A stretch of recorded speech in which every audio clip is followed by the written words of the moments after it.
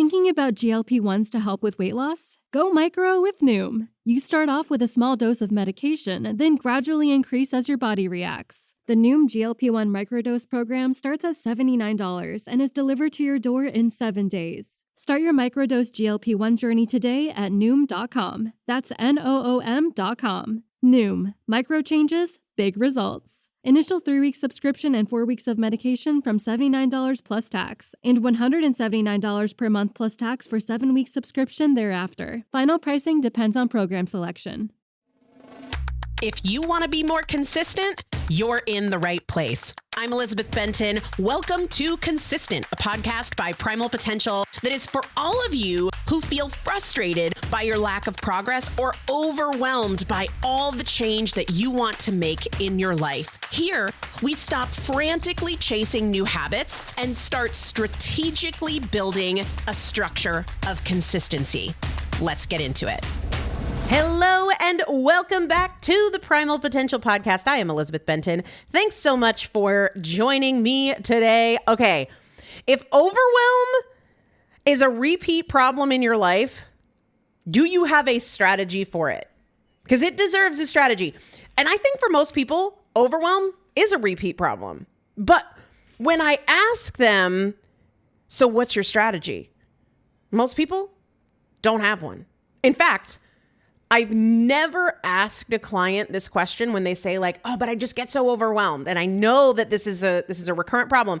Never has somebody said like, well, here's my strategy. So here's what I'm doing. Here's my plan. They're just getting through it. They're white knuckling it. They're surviving, venting about it, waiting for it to pass, but they don't have a strategy. Here's what they're doing. And here's what most of us do. We treat overwhelm like the weather. Think about it. How do you respond to rain? Where I live in Massachusetts, and I'm recording this in early April, and we've just had a lot of rain and cold. And when I wake up and I see that there's rain in the forecast, I'm just like, oh, rain again. This sucks. Like, I don't really have anything to do except complain because I can't change the weather. But this is how so many people respond to overwhelm. Like, oh, I'm overwhelmed again. This is the worst, right? There's so much going on. Life is so crazy. I don't have enough time. I don't have enough money. And then that's just the end of it. And then it keeps happening in the same way that rain keeps happening. And we're just sort of sidelined by it in the same way that we can be sidelined by weather that messes with our plans. But here's the deal. If overwhelm keeps happening, there's a reason. And if there's a reason for overwhelm, there's something to solve for. So we need to solve for it. This is not one of those things like rain that we should just keep running into over and over and over again with no plan. I give the example often in defense foundations of child-proofing a house. This is a silly example, but it drives the point home. If I keep saying like my kids just always get into the knife drawer and it just sucks, like everything's fine until they get into the knife drawer. But man, those days where they get into the knife drawer, it's awful. It's chaos. No, I mean, that's ridiculous, right? You solve for it. You child-proof the drawer, you move the knives, you change the environment, you make it less likely that this keeps happening. You're trying to make it so that it doesn't happen anymore, so that the kids don't get into the knives anymore. That's what we need to do with overwhelm. Not just complain about it, not accept it, not react poorly to it, but solve for it. Hear me. A full life and an overwhelmed life are not the same thing. Too many people have accepted overwhelm as like, well, it's just part of being an adult, part of being a mom, part of ambition, part of having a lot going on. No. A full life does not mean an overwhelmed life. And if overwhelm keeps showing up, then we need to stop reacting to it and start solving for it. I wanted to do this episode for a couple of reasons. The first is I had taken a bunch of data that I've gotten from my clients, whether that is survey responses or check-in responses or just messages, emails, and I stripped out all the personal information and I just gave all of the content to Claude. And I said, I want to know I think I gave it 3 years of data. What are the top themes? And one of the top 3 themes was overwhelm. And it didn't surprise me, but it definitely got my attention. And because we've been doing this throwback series on the podcast, where we're going back to some of the 10, 11-year-old episodes and redoing them, I went back and I was like, when did I do my first episode on Overwhelm? And it was in 2016. It was episode 212. And I've done many more since then, but I pulled 212 and I pulled a couple other episodes, and I read the way I was talking about Overwhelm now compared to compared it to the way I talk about Overwhelm now. We've got Overwhelm modules and different courses and programs that I have. And I was like, all right, this needs to be revisited. It is one of the top recurring problems for clients I work with. And it just so happens to fit into this throwback series. So if there's an older episode that you want me to revisit, shoot me an email. Let me know the episode number, because I would love to do more of them. I'm having a lot of fun with it. Overwhelm, of course, shows up in different ways for different people. Sometimes overwhelm is a function of like, oh, there's so many things I want to change in my life and I just don't know where to start. Like, it's impossible to focus because I need to improve my money and I need to improve the way I care for my home and I need to improve my nutrition and my fitness and this and that and the other thing. Yeah, totally get it, right? Now you're standing in a pile of 47 goals and you don't know where to begin. Other times, people are overwhelmed by all the ways they could change. And this is super common in nutrition. It's also super common in business. Like, should I count calories or macros? Do I just try this intuitive eating approach? Or should I do like 75 hard? Should I do an elimination diet where I no longer eat sugar? Or should I do an anti-inflammatory protocol where I cut out basically everything?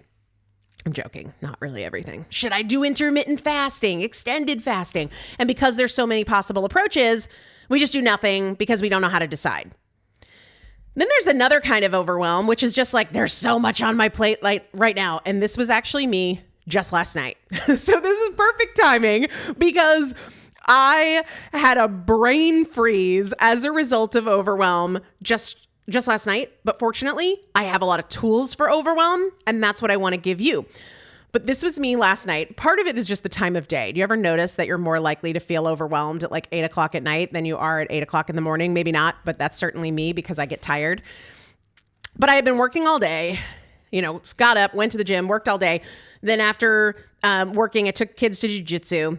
We got home, went straight into bedtime. Jiu-jitsu is a little bit later, so we walk in the door and we're brushing teeth and getting jammies on. So I put the girls to bed, put Roman to bed, and I'm sort of having this sense of like, hurry along because I've got stuff to do. I still had work I needed to finish. And I wanted to do some beehive stuff because the bees are coming this weekend and I've got to get that stuff done. I had bills on the counter that I wanted to pay. The living room needed to be picked up. And I could feel my brain doing that thing where it loses the path. Like where an hour ago I had clarity and I felt in control. Now all of a sudden it's like tennis balls being thrown at me from a million different directions. It's not just that there was a lot to do, but for me, when I'm overwhelmed, it feels like I'm less able to see the next step because all I can see is the mountain. And then I'm not even looking at the night. Then I'm looking at the whole week. I'm looking at what needs to be done in the next 3 weeks. I'm looking at what needs to be done before Chris goes on his mission trip, not ship. I don't think there's a ship involved that I'm aware of. That's what overwhelm does.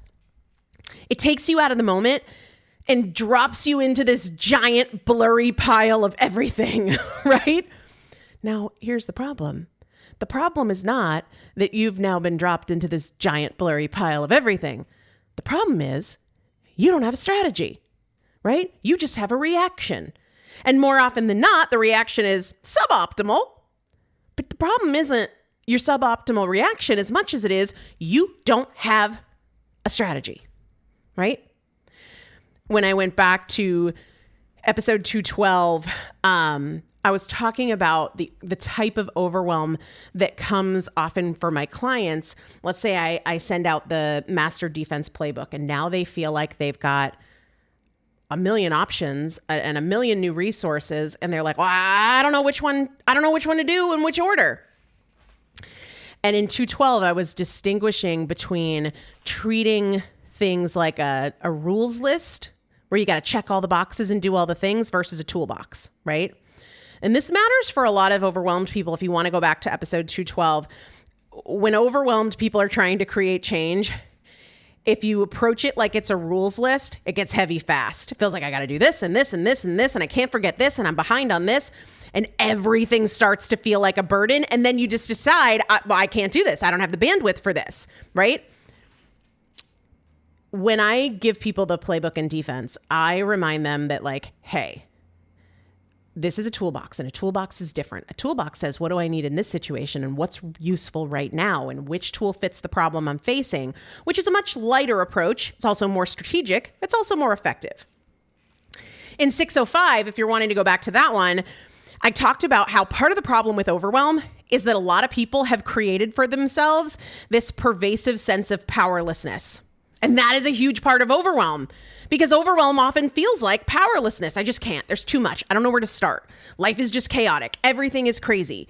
And while the circumstances are very real, the powerlessness is not the only option. And that's what I want to build on today, because overwhelm is actually an opportunity to solve a recurring problem and make it less likely to show up again. And that's the way we have to think about things. I want to tell you how I see this in business. When I face a problem in my business, which happens all the time, I'm thinking, okay, now that I've had this experience, how do I make this less likely to happen again? And so when you approach it that way, every problem actually makes the business a little bit better, or makes the person a little bit better, or both, right?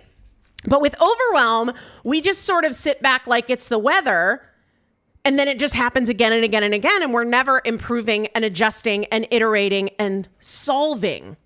Overwhelm should not be this recurring emotional storm that keeps rolling in and taking you out.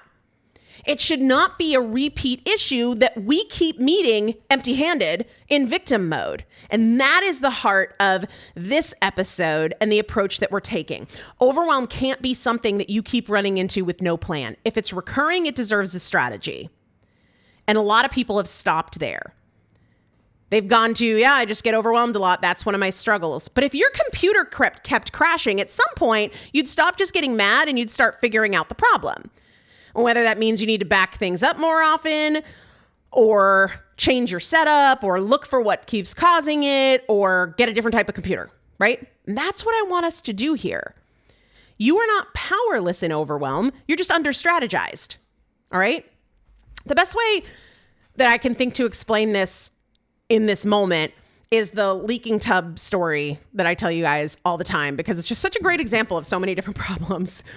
We have had an issue where our upstairs bathtub, which was brand new, the whole upstairs was brand new, was leaking down into our dining room, like over and over and over again. And if every time it happened, I just got annoyed and cleaned up the water and complained about it, I would stay very busy, right? That's not solving the problem. Reacting to it, whining about it, being annoyed by it isn't solving it.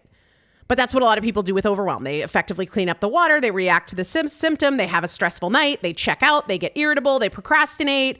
They vent. I've done that too. But none of that fixes the leak. Now, here's the other part of it. We have to be precise in knowing what the problem is. And so the underlying problem that leads us to overwhelm is very individual, in the same way that there's not just any fix that would have fixed our leaking tub issue, right? Because you can replace the tub and still have the problem if it's actually the plumbing to the tub pipe that has the leak.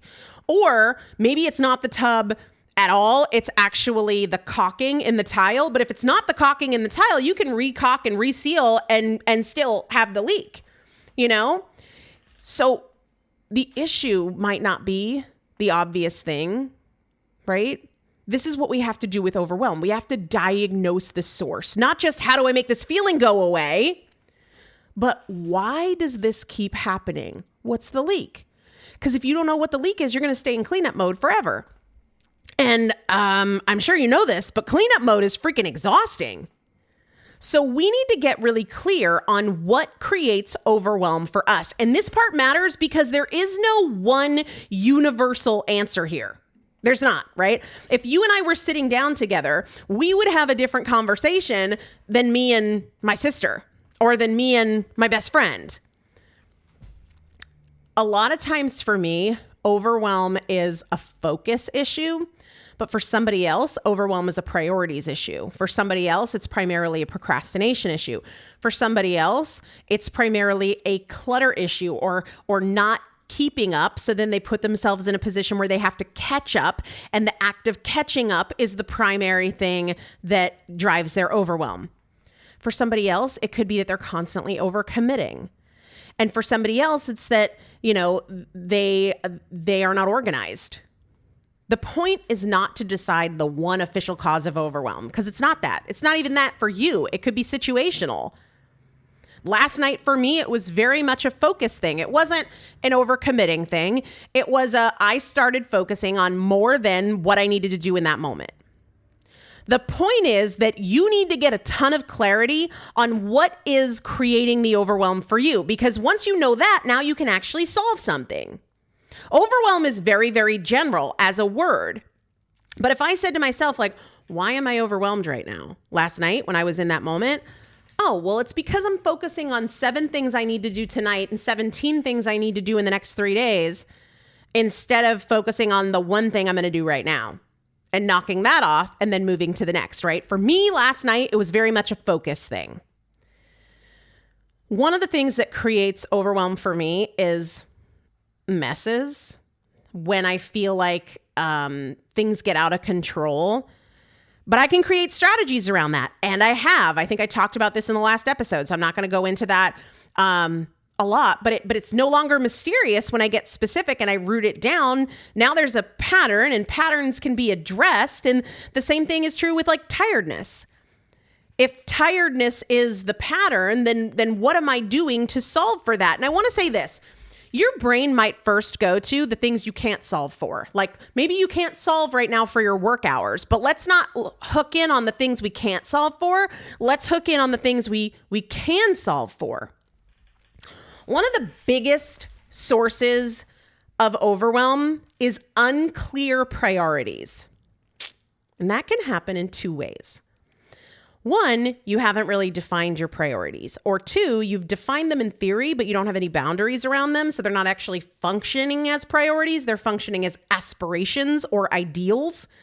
But this is one of those things that can cut through a lot of the noise. Like I say that my faith is a priority, but if somehow we just never have time to go to church because there's always something going on Sunday morning, well, then it's not a priority, right? It might be the aspiration, but the real priority is the other stuff I'm saying yes to and allowing to take that time. Same thing with like Bible reading. I can't say that Bible reading is the priority if I keep pushing it off because I need to get to work. Actually, what's true is that work is the priority, right? And maybe Bible reading is the aspiration. But a lot of people feel overwhelmed because they're operating saying yes to things that are urgent because they don't have boundaries around the things that they say are important. That's what priorities do. They reduce conflict and they reduce negotiation and they save energy. Now, some of the examples I give might be unpopular, but I need to be clear that when I talk about my own examples, I'm not saying they should be your priorities. You might not share my priorities. You might not even respect my priorities. That's okay. Just like I might not understand yours. I might not respect yours. That's okay, right? Fitness is a priority for me, and they go in a certain order that doesn't really make sense to go into right now.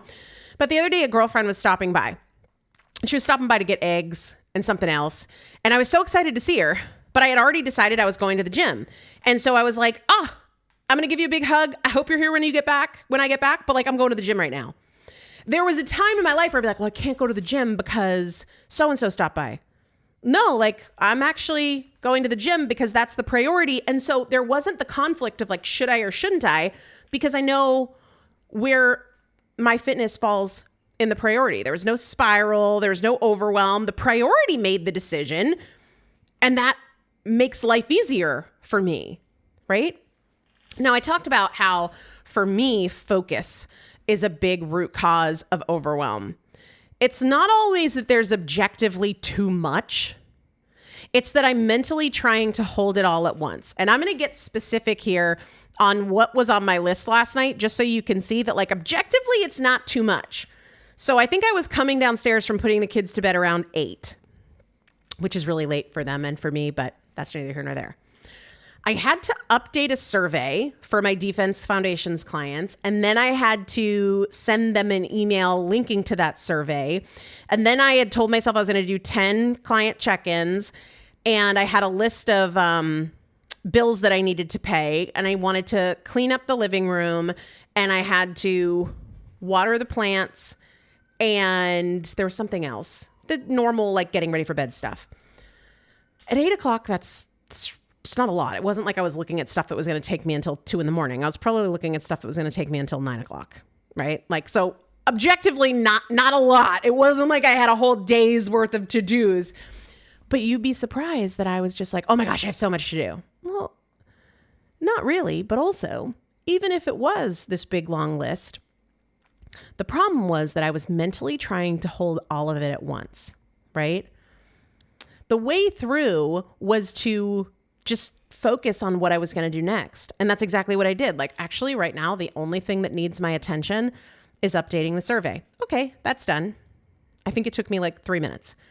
The next thing I need to do, I don't need to focus on anything else. I just need to write and send the email.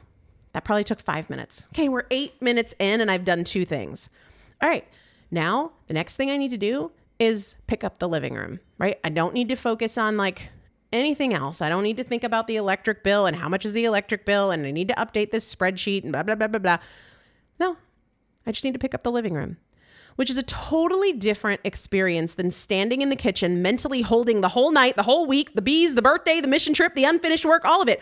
Overwhelm loves a zoomed out mind that's looking at all the things for the next 24 hours, the next 24 months. Like, it thrives. Overwhelm thrives when you're trying to mentally handle things that you cannot possibly do right now. So one of the most practical solutions for me is come back to now. Come back to now, get out of the mountain, the blurry mountain of to-dos. What needs to happen now? And that snaps me right out of it. And then I always look back and I'm like, that was so silly. It's now 8:47 and I'm sitting in bed. Like, we're fine.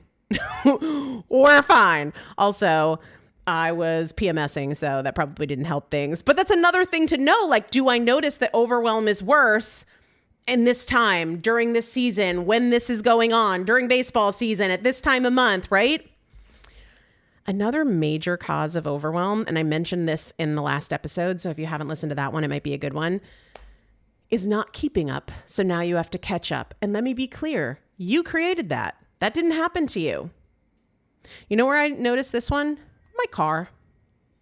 If I don't keep up with removing things from my car, whether it's like an extra pair of kid shoes or an extra kid jacket or a lunchbox or trash or paperwork, all of a sudden my car is overwhelming because it's a disaster.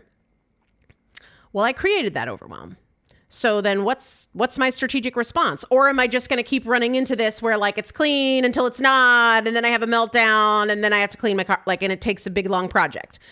Well, it only takes a minute or two if I keep up, whereas it can take an hour if I have to catch up. Sometimes overwhelm is simply the pressure of catch up. If I keep up with the bills as they come in, guess what? I get to avoid the pressure of catching up. If I keep up with the laundry, I completely avoid the pressure of having to catch up. You know, what are the ways in which you are complicit in the conditions that create overwhelm for you? Hi, let's visit that one again, because that could be a game changer. In what ways are you complicit in the conditions that overwhelm you?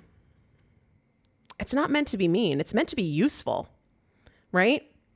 If I'm stressed by clutter and then I keep letting things pile up until it's out of control, overwhelm's not the problem. I am. And there's a solution for it. my mudroom is one that can get me good, because what happens is if I don't keep up with the cleanliness of the mudroom, which if I keep up with it, it only takes me a minute or two a day, right? But if I don't, then what happens is I'm looking for the right crock, the right footed crock for Piper, and I can't find it, and there's clutter everywhere, and now I'm raging. It's got nothing to do with the crock. And it really has very little to do with the mudroom. And it has to do with that I didn't have the discipline of keeping up. So now I have the pressure of catching up. I can solve for that. It takes me less time to keep up with the laundry than to catch up. Because what a lot of people say is like, I don't have the time to keep up. No. You don't have the time to catch up. You do have the time to keep up because it's faster and easier when you keep up. And here's the other thing, resourcefulness. A lot of the staying on top of the mudroom is me being clear to my husband, like, hey, can you take these boxes out right now or today? Like when I say, can you, the leftover cardboard boxes from stuff go in our mudroom. And if I say, can you take these out? He's going to say yes. And he's going to do it in a week. I don't know if that's just my husband or if anybody can relate to that. So what I say is, hey, babe, are you doing anything right now? No. What's up? Can you take these boxes out right now? Or can you take these boxes out before you go to bed tonight? Or can you take these boxes out before you leave for jujitsu? Right? We don't have to do it all ourselves. That's why I talked on the last episode about how even though my kids are 3, and 4, they're very much part of keeping up. Hey, we're going to take 5 minutes. We're going to pick up bedrooms. Hey, we're going to take 2 minutes. We're going to pick up magnetiles, whatever it is. In what ways are you complicit in the very conditions that are causing overwhelm? What are we changing? What are we doing? We're not just going to continue to be caught off guard by this disappointing and frustrating thing called overwhelm. If I'm stressed by clutter, but I keep letting things pile until it's out of control, I'm participating in that condition, and I can participate in the solution. If I'm stressed out by poor time management, but I keep operating reactively and wasting chunks of time and not protecting my focus, the issue isn't overwhelm. The issue is my time management, and I can solve for that. And if I'm stressed out when I have to rush, but I keep creating mornings where I'm behind from the second I open my eyes, I can solve for that. I don't have an overwhelm problem, right? I have a problem with how my morning is structured, and I can solve for that. There's an opportunity to create change. And where there's an opportunity to change something, there's power. A client asked me yesterday, she was feeling like she wasn't in a good spot. And I said, well, what do you know works? Because I've been working with her long enough that I know she's got some things that work that maybe she's moved away from. And I was like, what do you know about what works? And she said to me, well, what do you do if what you know works is slowing down and thinking more calmly, but you can't because life is always chaotic and hectic? And I was like, then we address why life is always chaotic and hectic. Because here's the deal. 2 people can be in the exact same circumstances and experience them very differently. One person is managed and in control, maybe even enjoying it. And the other person is like, total chaos, right? The issue is not the schedule. The issue is often how you're engaging with the schedule. And that's good news because you can change your approach. Here's another one. Ineffective responses are ineffective even if they feel justified. When overwhelm hits, a lot of people default to what is emotionally understandable but strategically useless, right? So for a lot of people, overwhelm hits and they go to drama. Oh my gosh, it's not fair, blah, blah, blah. Me too. I do it too. There's so much on my plate. Understandable, strategically useless. Or they get irritable. I do this too. Okay, maybe this is a list about me. Other people, not me on this one, other people just check out. Like, I can't do anything. I'm just, I'm so overwhelmed, I can't even do anything. Or they procrastinate, or they do a bunch of fake productive nonsense to avoid the actual thing that makes a difference. They reach for food, they scroll. But ineffective is ineffective, right? If the tub is leaking and I respond by smoking a cigarette in the backyard and muttering about how my life sucks, that might be an emotionally expressive response, but it's not an effective one. Same here. So we need to get better at asking, what is the most effective response right now? What actually solves the problem? What actually solves the problem? What is the actual problem? Do we even know? Like, I'm overwhelmed, but by what? And what brought me here? And what would make it better? And what would make it less likely to recur? Right? Sometimes the most effective response is focus. That's what it was for me last night. Sometimes it's asking for help. Sometimes it's getting honest about what created this in the first place. Sometimes it's cleaning up before you need to catch up. That's the work, right? And this is where I want to come back to that toolbox idea from 212. When overwhelm hits, a lot of people just go into drama mode. And everything is heavy and everything is urgent. And everything just points to the fact that we're behind. And that mindset crushes people. But we can also say like, hey, what tools and resources do I have from here? What could fix this? Do I need to get clear on a priority? Do I need to break this down? Do I need to improve my focus? Do I need to ask for help? When you approach your life like, hey, I've got tools, which one fits this best? Then overwhelm loses some of its drama because now you're looking for tools. You're not trying to prove that your life is so hard. And better questions beat dramatic dead ends, right? There's not one perfect question for overwhelm, but there's a category of useful questions. And there's also a category of dramatic dead end thoughts. And we want fewer dramatic dead ends and more useful questions like, hey, what's causing this? Why do I keep showing up here? What resources do I have that I haven't leveraged or tapped into? That's why I love it when my clients message me and they're like, I'm spiraling, please help. I love that.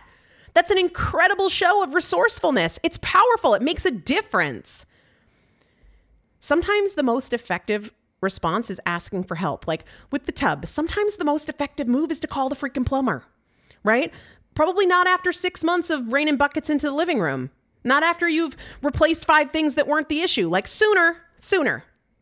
And a lot of people wait too long to ask for help because they think that it's stronger to fix it on their own. No, the strongest thing is to fix the problem, right? And sometimes that means support or introducing another person's perspective, getting another brain in on the issue, mentorship, community, support, encouragement, somebody to be like, you're being dramatic, get your head out of your bum, right? And this is one of the cool things about Defense Foundations.